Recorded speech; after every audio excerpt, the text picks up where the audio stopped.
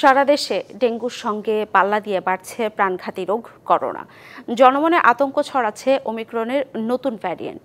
এমন তথ্য জানিয়ে চিকিৎসকরা বলছেন, বর্তমান পরিস্থিতি আশঙ্কাজনক নয়, তবে সতর্ক না হলে বাড়তে পারে প্রাণঘাতী রোগ দুইটির সংক্রমণ। অবহেলা ও বিলম্বিত ভর্তির কারণে চিকিৎসায় জটিলতা বাড়ছে জানিয়ে বয়স্ক ও শিশুদের বিশেষ যত্ন নেওয়ার পরামর্শ দেন চিকিৎসাবিদরা। নাগরিক সচেতনতাই ডেঙ্গু ও করোনাকে নিয়ন্ত্রণের উপযুক্ত হাতিয়ার বলেও মন্তব্য করেন তারা। কুমিল্লা থেকে আসা 3.5 বছরের ছোট্ট শিশু সৃজন। অবুঝ শিশুটি জানে না ডেঙ্গু কি, কিভাবেই বা এডিস মশা কামড়েছে তাকে। অসহায় চোখ দুটো জুড়ে কষ্ট আর যন্ত্রণার ছাপ। মা জোনাকি সরকার জানান, সৃজনের দুর্ভাগ্যের শুরুটা হালকা জ্বর থেকে। চিকিৎসা সুবিধা না থাকায় নিশ্চিত হওয়া যায়নি ডেঙ্গু আক্রান্তের বিষয়টি। প্রথম লক্ষণ ছিল জ্বরের থেকে এই অবস্থা হয়ে গেছে। আমরা তো প্রথমে বুঝতে পারিনি এই অবস্থা হয়ে যাবো। তারপরে নিয়ে এলাম মনকা সব উপর আল্লাহর হাতে। সৃজনের মতো 10টি শিশু ডেঙ্গু আক্রান্ত হয়ে চিকিৎসা নিচ্ছে বাংলাদেশ শিশু হাসপাতাল অ্যান্ড ইনস্টিটিউটে। চিকিৎসকরা জানান, ঢাকার বাইরে থেকে আসা রোগীদের বেশিরভাগই দেরিতে হাসপাতালে ভর্তি হওয়ার কারণে সারিয়ে তোলা কঠিন হয়ে দাঁড়ায়।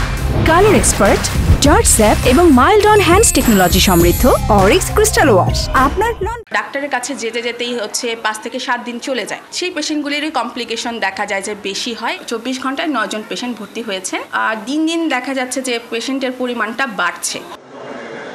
ডেঙ্গুর মতো দেশবাসীকে চোখ রাঙাচ্ছে প্রাণঘাতী করোনা।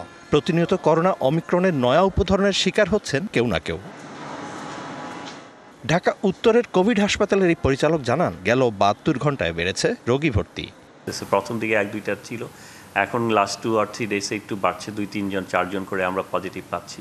আমরা যেহেতু এখনও কোনো জিনোম সিকোয়েন্স করিনি, আমরা এখনও শিওর না যে what type of variant it is. এবং এই নিউ ভেরিয়েন্টটার যেটা আমাদের কাছে মনে হচ্ছে যে এটাতে খুব দ্রুতগতিতে উইক করে এবং ক্ষুধামন্দটা খুব দ্রুতগতিতে হয়। বর্তমান পরিস্থিতি আশঙ্কাজনক না হলেও অসতর্কতায় জটিল আকার ধারণ করতে পারে করোনা ও ডেঙ্গু সংক্রমণ। আসলে আমাদের আক্রান্তের সংখ্যা অবশ্যই কমিয়ে আনতে হবে। সেই জন্য কি করতে, স্বাস্থ্যবিধি মানাটার বিকল্প কিছু নাই। ডেঙ্গুর ক্ষেত্রে কিন্তু প্রতিরোধ সবচেয়ে উত্তম পন্থা। করোনার ক্ষেত্রে তাই প্রতিরোধ করতেই হবে, কারণ যখন আক্রান্ত বেড়ে যাচ্ছে, মৃত্যু ঝুঁকিটা অটোমেটিক কিন্তু বেড়ে যাচ্ছে, তখন সিট পাওয়া, আইসিইউ পাওয়া অনেক ঝামেলা। এই জন্য আমাদের কিন্তু ওই শিক্ষাটা নিতে হবে, আমাদের স্বাস্থ্যবিধি মানা। আতঙ্ক দিয়ে নয়, সতর্কতা দিয়েই প্রাণঘাতী রোগের বিস্তার ঠেকানোর বার্তা দিলেন এই চিকিৎসাবিদ। কারো প্যানিক হওয়ার দরকার নেই, আতঙ্কিত হবে না, কিন্তু সতর্ক থাকবেন। Mizan Ahmed, DBC news, Dhaka.